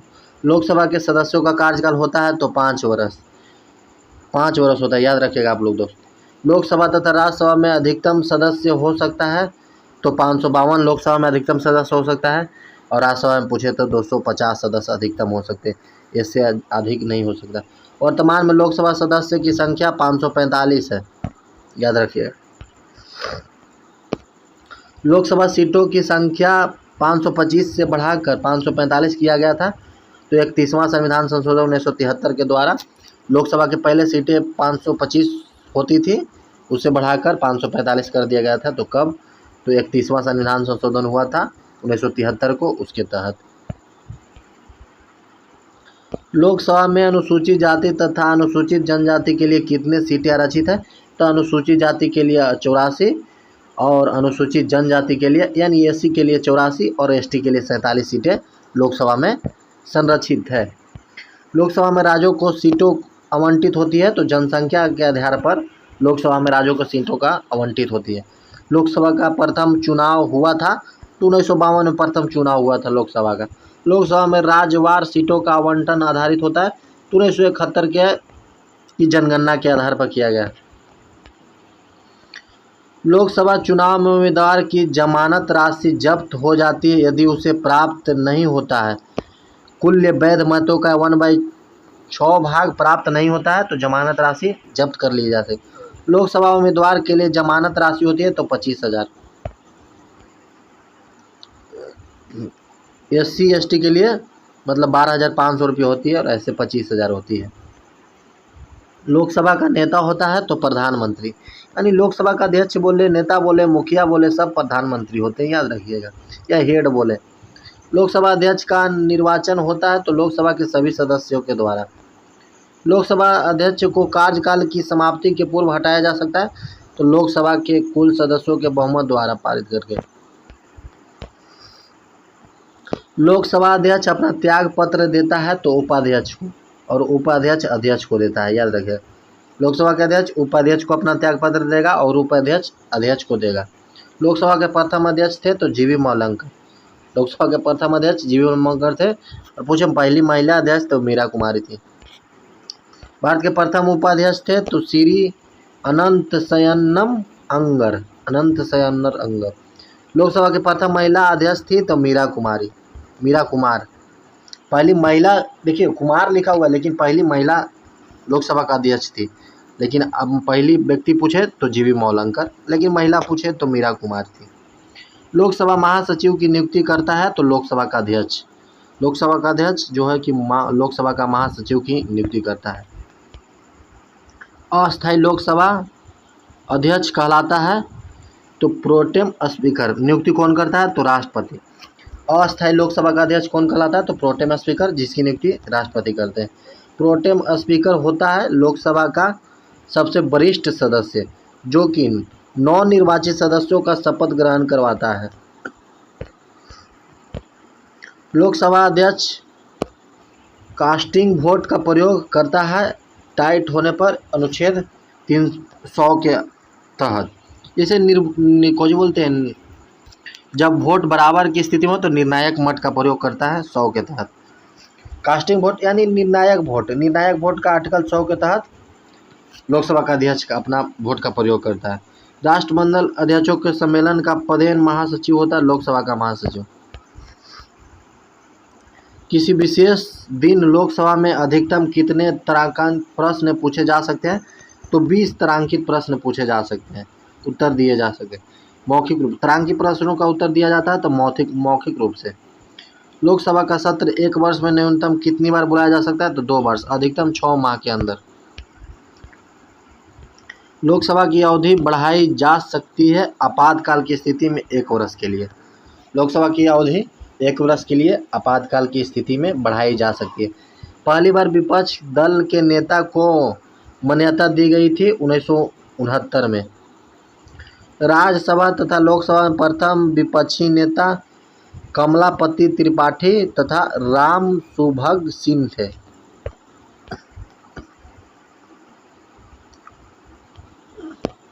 अविश्वास प्रस्ताव प्रस्तुत किया जाता है लोकसभा में विपक्षी सदस्यों द्वारा, कम से कम 50 सदस्यों के समर्थन से मंत्रिपरिषद के विरुद्ध हो। प्रथम स्पीकर जिनके विरुद्ध लोकसभा में अविश्वास प्रस्ताव लाया गया था तो जीवी मोलंकर के विरोध में पहली बार अविश्वास प्रस्ताव लाया गया था।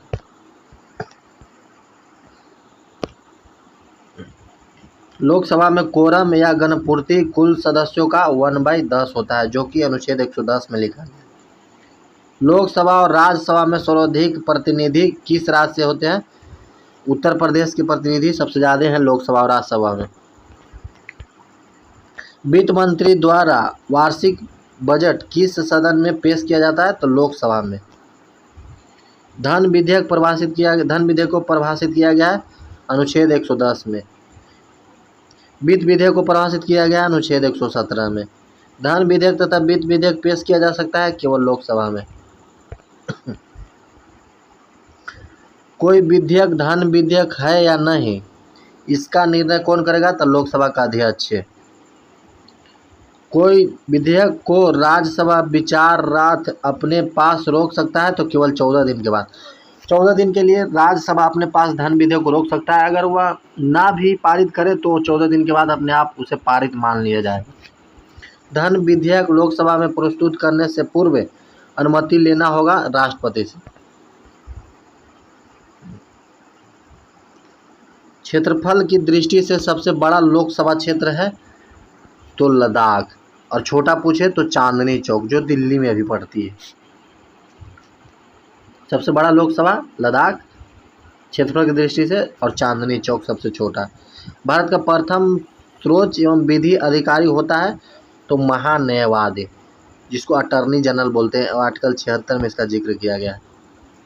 महान्यायवादी नियुक्ति करता है राष्ट्रपति अनुच्छेद 76 के तहत। महान्यायवादी की नियुक्ति कौन करता है? तो राष्ट्रपति अनुच्छेद 76 के तहत करता है। किसी सदन के सदस्य न होने पर भी सदन के बैठक में भाग लेता है तो महान्यायवादी किसी सदन का सदस्य नहीं होता है, फिर भी सदन के सदस्य में भाग लेता है, सदन के बैठक में भाग लेता है तो महान्यायवादी। अटॉर्नी जनरल उसके दायित्वों को निर्वहन में मदद करता है तो सॉलिसिटर जनरल। अटॉर्नी जनरल के उसके दायित्वों के निर्वहन में मदद करता है तो सॉलिसिटर जनरल। भारत का सॉलिसिटर जनरल होता है एक कानूनी एवं न्यायिक सलाहकार। राज्य सरकार का प्रथम विधिक सलाहकार होता है तो महाधिवक्ता। राज्य में पूछे तो महाधिवक्ता और केंद्र में महान्यायवादी। महाधिवक्ता अनुच्छेद 165 में जिक्र किया गया है। महाधिवक्ता एडवोकेट जनरल की नियुक्ति कौन करता है? तो राज्यपाल करता है। लेकिन महान्यायवादी की नियुक्ति राष्ट्रपति करते हैं, लेकिन महाधिवक्ता का नियुक्ति राज्यपाल करता है। भारत सरकार के व्यय को नियंत्रण करने की शक्ति नियंत्रण एवं महालेखा परीक्षक को होता है। देश के सार्वजनिक धन का संरक्षण कौन करता है? तो नियंत्रण एवं महालेखक से नियुक्त। नियंत्रण एवं महालेखक परीक्षक की नियुक्ति कौन करता है? तो राष्ट्रपति अनुच्छेद 148 के तहत।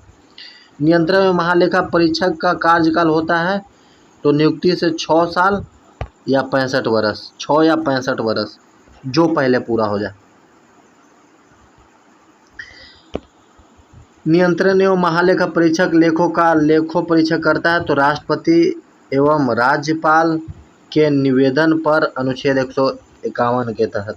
लोक लेखा समिति गाइड किस मित्र एवं मार्गदर्शक होता है तो नियंत्रण एवं महालेखा परीक्षक का लोक लेखा समिति गाइड एवं मित्र होता है। सर्वोच्च न्यायालय के गठन के विषय में उपबंध किया गया तो भाग 5 में अनुच्छेद 124 में। सर्वोच्च न्यायालय का गठन का जिक्र अनुच्छेद 124 में किया गया है, जो कि भाग 5 में उपस्थित है। भारत में सर्वोच्च न्यायालय का उद्घाटन किया जाता है तो 28 जनवरी 1950 को।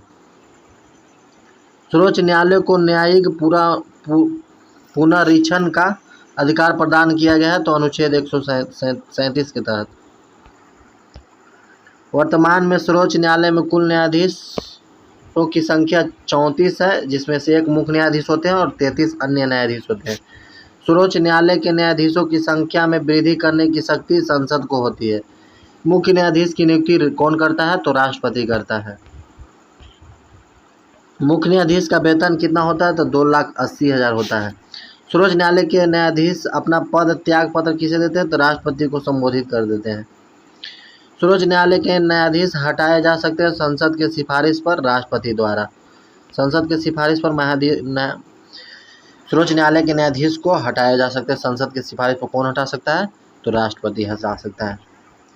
सुप्रीम कोर्ट के अन्य न्यायाधीशों को शपथ दिलाता है तो सुप्रीम कोर्ट के मुख्य न्यायाधीश। सुप्रीम कोर्ट के अन्य न्यायाधीश को शपथ कौन दिलाता है तो उसमें जो मुख्य न्यायाधीश होता है उसे शपथ दिलाता है। सर्वोच्च न्यायालय के न्यायाधीशों की सेवानिवृत्ति की आयु होती है तो 65 वर्ष। सर्वोच्च न्यायालय के प्रथम मुख्य न्यायाधीश होते हैं तो हीरालाल जेकानिया थे, जो कि प्रथम मुख्य न्यायाधीश थे। सर्वोच्च न्यायालय के प्रथम मुख्य न्यायाधीश कौन थे तो हीरालाल जेकानिया थे, याद रखिएगा। सर्वोच्च न्यायालय अपने दिए हुए फैसले पर पुनः विचार कर सकता है तो 137 के तहत सर्वोच्च न्यायालय अपने दिए हुए फैसले पर पुनः विचार कर सकता है। संविधान की व्याख्या करने तथा संरक्षक माना जाता है तो सर्वोच्च न्यायालय को माना जाता है। संविधान की व्याख्या करना एवं संरक्षक सर्वोच्च न्यायालय को माना जाता है। सर्वोच्च न्यायालय के न्यायाधीशों का वेतन निर्धारण किया जाता है तो संसद के द्वारा। सर्वोच्च न्यायालय द्वारा अब तक के सबसे बड़ी खंडपीठ 13 न्यायाधीशों की गठन, जो कि केशवानंद भारती केस में हुआ था, जिसमें 13 जजों की बैठक हुई थी। सबसे बड़ा खंडपीठ था। सर्वोच्च न्यायालय मौलिक अधिकारों की रक्षा करता है तो अनुच्छेद 32 के तहत। 32 को संवैधानिक उपचारों का अधिकार भी बोला गया है। जनहित याचिका प्रस्तुत किया जा सकता है तो उच्च एवं सर्वोच्च न्यायालय दोनों में, जनहित याचिका दोनों में प्रस्तुत किया जा सकता है। PIL, इसको PIL भी बोलते हैं जनहित याचिका को, का पूर्ण रूप था पब्लिक इंटरेस्ट लिटिगेशन। सर्वप्रथम भारत में उच्च न्यायालय का गठन 1862 में किया गया था। कहाँ 3 जगह किया गया था तो कलकत्ता में, बम्बई में और मद्रास में किया गया था। सर्वप्रथम उच्च न्यायालय का गठन 1862 में 3 जगह किया गया था। कहाँ तो कलकत्ता, बम्बई और मद्रास में। वर्तमान में उच्च न्यायालयों की संख्या 25 है। प्रत्येक राज्य में उच्च न्यायालयों की व्यवस्था की गई है अनुच्छेद 214 के तहत। 214 में बताया गया कि प्रत्येक राज्य में एक उच्च न्यायालय होगा। उच्च न्यायालय के न्यायाधीशों की नियुक्ति कौन करता है तो त्याग पत्र किसे देता है अपना तो राष्ट्रपति को अपना त्याग पत्र उच्च न्यायालय के न्यायाधीश देते हैं। इसका नियुक्ति भी राष्ट्रपति करता है, अपना त्याग पत्र राष्ट्रपति को देता है। और उच्च न्यायालय का गठन आर्टिकल 214 में बोला गया है।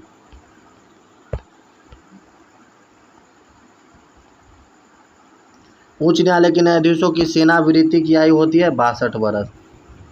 उच्च न्यायालय के न्यायाधीशों की वेतन दिया जाता है राज्य के संचित निधि से दिया जाता है, याद रखें। किन 2 केंद्र शासित प्रदेशों का अपना उच्च न्यायालय नहीं है तो दिल्ली और जम्मू के कश्मीर को अपना उच्च न्यायालय नहीं है। इलाहाबाद उच्च न्यायालय की स्थापना 1866 में हुआ था। दिल्ली उच्च न्यायालय की स्थापना 1966 में हुआ था। पटना उच्च न्यायालय की स्थापना 1916 में हुआ था। फिर से आपको याद करा दें, इलाहाबाद उच्च न्यायालय की स्थापना 1866 में हुआ था। दिल्ली उच्च न्यायालय की स्थापना 1966 में, यानी सीधे 18 में हुआ था, 19 में हुआ था। पटना उच्च न्यायालय की स्थापना 1916 में हुआ था। मणिपुर मेघालय उच्च न्यायालय की स्थापना 25 मार्च 1913 को हुआ था। त्रिपुरा उच्च न्यायालय का स्थापना 26 मार्च 2013 को हुआ था। पंजाब एवं हरियाणा के उच्च न्यायालय के अधीन चंडीगढ़ के अधीन पंजाब एवं हरियाणा उच्च न्यायालय आती है। कोलकाता उच्च न्यायालय के अधीन कौन आता है? तो अंडमान निकोबार, याद रखिएगा। मद्रास उच्च न्यायालय के अधीन कौन आती है? तो पोंडुचेरी, मद्रास के पोंडुचेरी। केरल के अधीन कौन आता है? तो लक्षद्वीप। बम्बई के अधीन, यानी ये दोनों के लिए एक ही हाई कोर्ट है। जैसे बम्बई और महाराष्ट्र के लिए एक ही हाई कोर्ट के प्रावधान किया गया है, केवल बम्बई में ही है जो कि दोनों के लिए हाई कोर्ट है। गोवा, दमन, दीव एवं दादर नगर हवेली का भी प्रावधान बम्बई में भी है। किस उच्च न्यायालय में न्यायाधीशों की संख्या सबसे कम है? तो गुवाहाटी उच्च न्यायालय। किस उच्च न्यायालय में सर्वाधिक न्यायाधीशों हैं? तो इलाहाबाद उच्च न्यायालय में सर्वाधिक न्यायाधीश है। सर्वाधिक क्षेत्राधिकार वाला उच्च न्यायालय कौन है? तो गुवाहाटी उच्च न्यायालय। सर्वोच्च तथा उच्च न्यायालय की कार्यकारी भाषा है तो अंग्रेजी।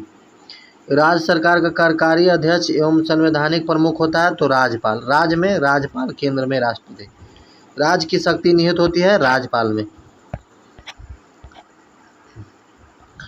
प्रत्येक राज्य का एक राज्यपाल होगा, अनुच्छेद 153 में बोला गया है, जिसकी नियुक्ति राष्ट्रपति करते हैं, याद रखिएगा। नियुक्ति राष्ट्रपति करते हैं। 153 में बोला गया कि प्रत्येक राज्य का एक राज्यपाल होगा। राज्यपाल गवर्नर को शपथ ग्रहण करवाता है तो उच्च न्यायालय का मुख्य न्यायाधीश। आपको बताए थे कि राष्ट्रपति का शपथ सर्वोच्च न्यायालय के मुख्य न्यायाधीश कराते हैं, लेकिन जब राज्यपाल की शपथ की बारी आती है तो इसकी शपथ उच्च न्यायालय के मुख्य न्यायाधीश कराते हैं। राज्यपाल का कार्यकाल 5 वर्ष के लिए होता है। यह राष्ट्रपति के प्रशासन पर काम करते हैं। आप राष्ट्रपति चाहेंगे तो इसे मतलब कार्यकाल रहते के दौरान भी हटा सकते हैं। राज्यपाल पद के लिए न्यूनतम आयु 35 वर्ष होनी चाहिए। राज्यपाल का मासिक वेतन 3.5 लाख रुपया होता है। राज्यपाल का उत्तराधिकारी होता है राष्ट्रपति के प्रति। राज्यपाल उत्तरादायी होता है राष्ट्रपति के प्रति। भारतीय राज्य की पहली महिला राज्यपाल थी तो सरोजिनी नायडू, जो कि उत्तर प्रदेश की थी। राज्य विधानमंडल का अंग विधान परिषद है, विधानसभा और राज्यपाल है। यानी विधानमंडल के 3 अंग होते हैं, राज्य विधान परिषद, विधानसभा और राज्यपाल।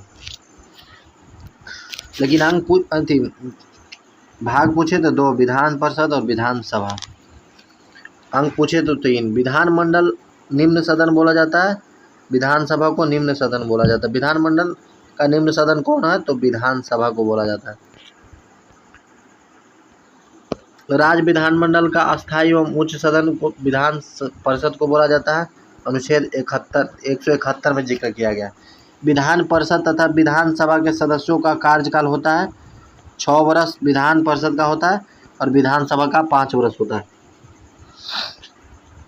याद रखिएगा। राज्यपाल की कार्यवाही की वैधता को चुनौती देने का अधिकार विधानसभा को है। राज्य स्तर पर कोई विधेयक धन विधेयक है या नहीं, यह निर्णय कौन करता है? तो विधानसभा का अध्यक्ष करता है। केंद्र में बोले थे कि लोकसभा का अध्यक्ष करता है कौन विधेयक धन विधेयक है या नहीं, लेकिन जब राज्य स्तर पर बात होती है तो राज्य स्तर पर विधानसभा का अध्यक्ष करता है। विधान परिषद के धन्य विधेयक को रोक सकती है 14 दिनों तक। 14 दिन से ज़्यादा दिनों तक विधान परिषद धन विधेयक को नहीं रोक सकती है। अगर रोकती भी है तो 14 दिनों के बाद धन विधेयक को पारित मान लिया जाएगा। विधान परिषद की स्थापना एवं उन्मूलन का अधिकार संसद को अनुच्छेद 169 के तहत दिया गया है। विधानसभा संकल्प पारित कर दे तो विधानसभा अध्यक्ष अपना त्याग पत्र किसे देता है? तो उपाध्यक्ष को देता है, याद रखिएगा। जैसे कि आपको बताया था कि लोकसभा का अध्यक्ष उपाध्यक्ष को देता है और उपाध्यक्ष अध्यक्ष को देता है, उसी प्रकार राज्य में विधानसभा का अध्यक्ष अपना उपाध्यक्ष को देता है और उपाध्यक्ष अध्यक्ष को देता है। राज्य के राज्यपाल की सेवानिवृत्ति की आयु सीमा कोई निश्चित नहीं है। राज्यपाल की सेवानिवृत्ति की आयु सीमा कोई निश्चित नहीं होती है। राष्ट्रपति के प्रशासन पर्यंत काम करते हैं। गवर्नर राज्यपाल को ही बोला जाता है। राज्यपाल द्वारा जारी किया गया अध्यादेश मंजूर किया जाता है तो विधानमंडल द्वारा। विधानसभा में राज्यपाल आंग्ल भारतीय सदस्य को मनोनीत करते हैं तो केवल एक। आपको बताए थे कि लोकसभा में राष्ट्रपति 2 एंग्लो इंडियन का मनोनीत करते हैं, लेकिन जब विधानसभा की बात आती है तो राज्यपाल इसमें मनोनीत करते हैं और वो भी इसमें एक मनोनीत करते हैं। जो कि 104वां संविधान संशोधन द्वारा एंग्लो इंडियन के प्रावधान को खत्म कर दिया गया है। विधानसभा की न्यूनतम तथा अधिकतम सदस्य संख्या कितनी होती है? तो विधानसभा में न्यूनतम 60 सदस्य हो सकते हैं और अधिकतम से अधिकतम 500 सदस्य हो सकते हैं, इससे ज़्यादा एवं कम नहीं हो सकते। अपवाद के लिए सिक्किम है, गोवा है, इसमें मतलब 40 और 32 सदस्य हैं। विधान परिषद के कितने सदस्य राज्यपाल द्वारा मनोनीत किए जा सकते हैं? 1/6 सदस्य विधान परिषद में प्रत्येक 2 वर्ष पर चुने जाते हैं। राज्य विधान परिषद में सदस्यों की संख्या होती है अधिकतम विधानसभा के सदस्यों की 1/3। विधानसभा की सदस्यों की 1/3 अधिकतम हो सकती है विधान परिषद में सदस्यों की संख्या, इससे ज़्यादा नहीं हो सकती। कम से कम 40 हो सकते हैं, कम से कम पूछे तो 40 और अधिकतम पूछे तो विधानसभा का 1/3 विधान परिषद में सदस्यों की संख्या हो सकती है। राज्य मंत्रिमंडल सामूहिक रूप से किसके प्रति उत्तरदायी होता है? तो विधानसभा के प्रति। हम आपको बताए थे कि राज्य यानी संसद किसके प्रति उत्तरदायी होते हैं? तो लोकसभा के प्रति। अगर राज्य में बोल दे तो विधानसभा के प्रति। विधान परिषद तथा विधानसभा के पद के लिए न्यूनतम आयु सीमा, अगर विधान परिषद के लिए पूछे तो 30 और विधानसभा के लिए पूछे तो, जैसे कि आपको बताए थे कि राज्यसभा के लिए 30, राज्यसभा को यहाँ रिलेट कर देना है विधान परिषद से और विधानसभा को लोकसभा से रिलेट कर देना है, और जो वहाँ केंद्र हुआ था वो यहाँ राज्य में याद रखना है। तो इसलिए विधान परिषद के लिए 30 वर्ष और विधानसभा के लिए 25 वर्ष। विधानसभा के 2 सत्रों के बीच का अंतराल होता है अधिकतम 6 माह। 6 माह के अंतराल पर सत्र बुलाना अनिवार्य होता है। अधिकतम अंतराल 6 माह होता है। प्रत्येक राज्य के लिए एक विधानमंडल की व्यवस्था की गई है, यह अनुच्छेद 170 में बोला गया। प्रत्येक राज्य के लिए एक विधानमंडल होगा, यह अनुच्छेद 170 में बोला गया। राज्य मंत्री परिषद का प्रधान होता है तो मुखिया। राज्य मंत्री परिषद का प्रधान कौन होता है? तो राज्यपाल होता है। यहाँ पे देख लीजिएगा गलती लिखा हुआ, नहीं मुखिया होता है, सही लिखा हुआ है, सॉरी दोस्त। राज्य मंत्री परिषद का प्रधान कौन होता है? तो मुख्यमंत्री होता है, वो लोग याद रखिएगा। भारतीय राज्य की पहली महिला मुख्यमंत्री थी तो सुचेता कृपलानी, जो कि उत्तर प्रदेश की थी। पहली मुख्यमंत्री थी तो सुचेता कृपलानी पहली महिला कौन थी? तो सुचेता कृपलानी उत्तर प्रदेश की थी। निर्वाचन से संबंधित उपबंध दिया गया है तो भाग 15 में, जो कि आर्टिकल 324 से 29 तक जिक्र किया गया है। भारत में निर्वाचन आयोग की स्थापना 25 जनवरी 1950 को किया गया, इसलिए 25 जनवरी को मुख्य निर्वाचन आयोग की नियुक्ति राष्ट्रपति करते हैं।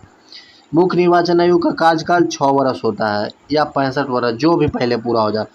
जैसे कि जब वो शपथ लिया चाहे चुने गए तो उससे 6 वर्ष, या तो उम्र सीमा अगर उनकी 63 वर्ष है तो यानी 65 वर्ष हो गई, तो जो भी पहले पूरा हो जाए तो हटा दिया जाएगा। मुख्य चुनाव आयुक्त का वेतन कितना होता है? तो 2.5 लाख रुपया। मुख्य चुनाव आयुक्त का वेतन दिया जाता है तो भारत के संचित निधि से। चुनाव आयोग स्वतंत्र संवैधानिक संस्था है। चुनाव आयोग का जिक्र हमारे संविधान में है, इसलिए यह संवैधानिक संस्था है। प्रथम आम चुनाव 1951-52 में हुआ था। राजनीतिक दल को राष्ट्रीय दल के रूप में मान्यता प्रदान किया गया था निर्वाचन आयोग द्वारा। प्रथम मुख्य चुनाव आयुक्त कौन थे? तो सुकुमार सेन। ना जाने कितनी बार एग्जाम में प्रश्न पूछे गए हैं कि प्रथम चुनाव आयुक्त कौन थे और कब हुआ था? तो 51-52 में हुआ था। और प्रथम कौन थे? तो सुकुमार सेन थे, याद रखिएगा। मतदान की आयु 21 वर्ष से घटाकर 18 वर्ष कर दी गई। कब? तो 61वां संविधान संशोधन हुआ था 1989 को। इसके तहत मतदान की आयु 21 वर्ष से घटाकर 18 वर्ष कर दी गई थी। राष्ट्रीय मतदाता दिवस 25 जनवरी को मनाया जाता है, क्योंकि 25 जनवरी 1950 को राष्ट्रीय चुनाव आयोग की स्थापना हुआ था, इसलिए 25 जनवरी को राष्ट्रीय मतदाता दिवस मनाया जाता है। चुनाव में मतदाता को फोटो युक्त पहचान पत्र का उपयोग किया गया था 1993 के चुनाव में। संविधान का कौन सा अनुच्छेद वोट देने का अधिकार है? तो 326 में। वोट देने का अधिकार का जिक्र किस आर्टिकल में है? तो 326 में। वयस्क मताधिकार की उम्र सीमा होती है तो 18 वर्ष। भारत सरकार द्वारा सामूहिक विकास योजना की शुरुआत 2 अक्टूबर 1953 में किया गया था। पंचायत राज विषय है तो राज सूची का विषय है। पंचायत राज विषय है तो राज सूची का विषय है। 11वीं अनुसूची संबंधित है तो पंचायती राज से। पंचायती राज का उल्लेख है भाग 9 में, अनुच्छेद 343 के क से 43 के न तक, यानी ओ तक, ए से ओ तक। पंचायती राज प्रणाली की व्यवस्था की गई है तो राज्य के नीति निर्देशक तत्व के सिद्धांत पर। पंचायती राज प्रणाली आधारित है सत्ता के विकेंद्रीकरण पर, याद रखिएगा। 73वां संविधान संशोधन 1952 से संबंधित है पंचायती राज व्यवस्था। 73वें संविधान संशोधन 1952 का अभिपालन करने का प्रथम राज्य मध्य प्रदेश था।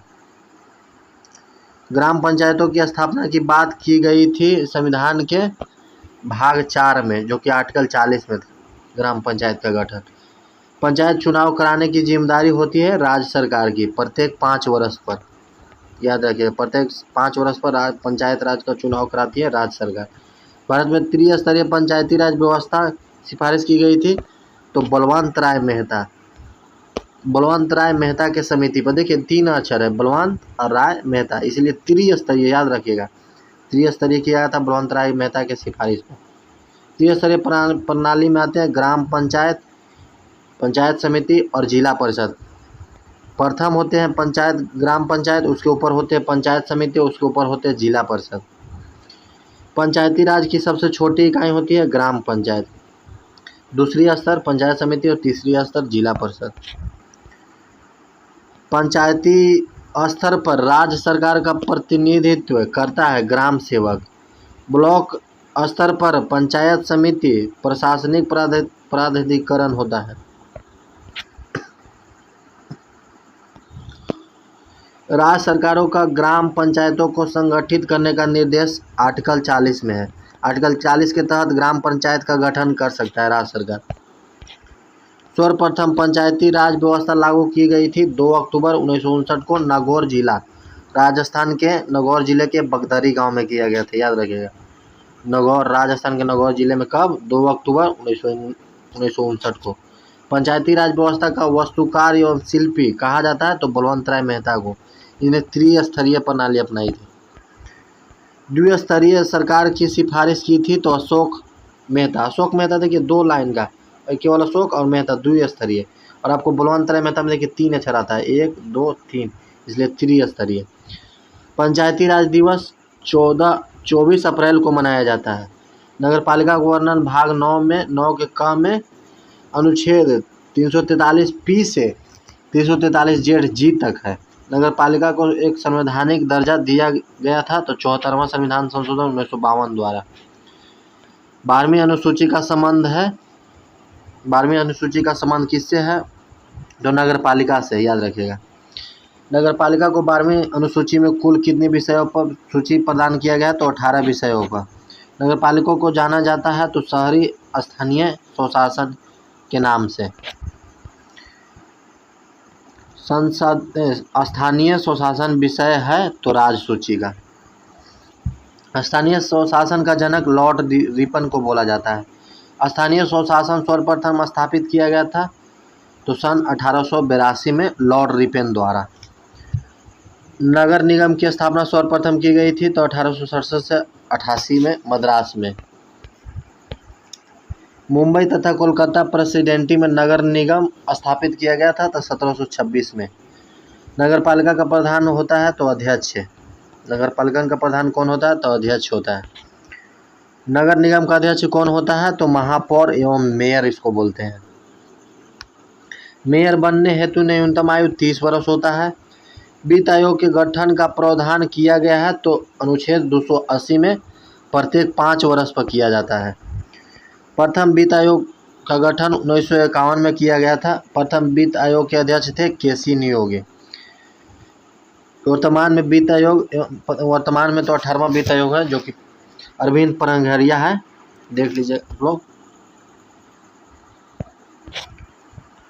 15वें वित्त आयोग की अवधि 20 से 25 थी।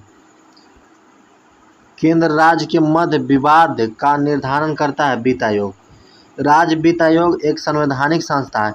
संवैधानिक संस्था का मतलब होता है दोस्त कि संविधान में इसका जिक्र किया गया, और संवैधानिक संस्था का मतलब संविधान में जिसका जिक्र नहीं है। लोक सेवा आयोग की स्थापना 1926 में हुआ था।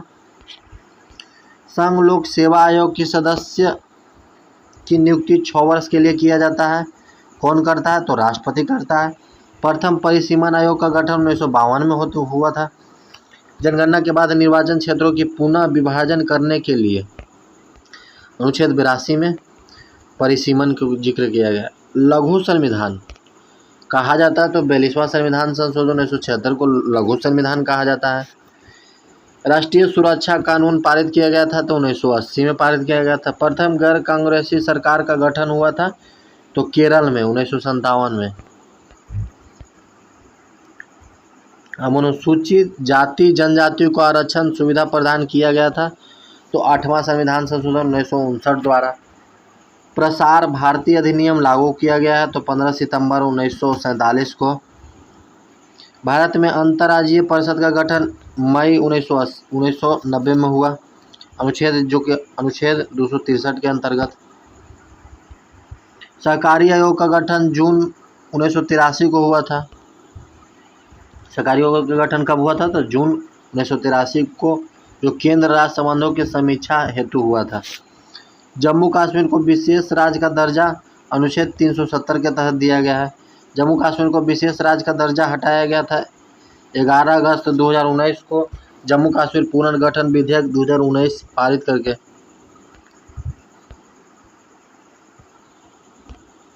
लोक अदालत की प्रथम बैठक 14 मार्च 1982 को जूनागढ़ गुजरात में हुआ था। सर्वप्रथम लोक अदालत का आयोजन गुजरात में हुआ था। प्रथम आकाशीय निधि का गठन 1950 में हुआ था। प्रथम लोकायुक्त की नियुक्ति राजस्थान में हुआ था। काका कलेकर आयोग का गठन 1953 में हुआ था।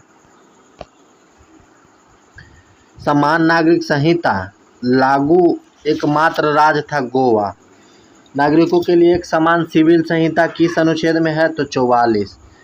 धारा 302 का संबंध है हत्या से। धारा 307 का संबंध है हत्या की कोशिश से। सूचना का अधिकार अधिनियम को राष्ट्रपति स्वीकृति प्राप्त किया था 15 जून 2005 को। सूचना का अधिकार है तो विधिक अधिकार है। सूचना की अधिकार की परिपाटी में अग्रणी व्यक्ति कौन थे? तो अरुणा राय। तो आज के लिए पूरा पॉलिटी खत्म हुआ। तो आज के लिए इतना ही। जय हिंद, जय भारत।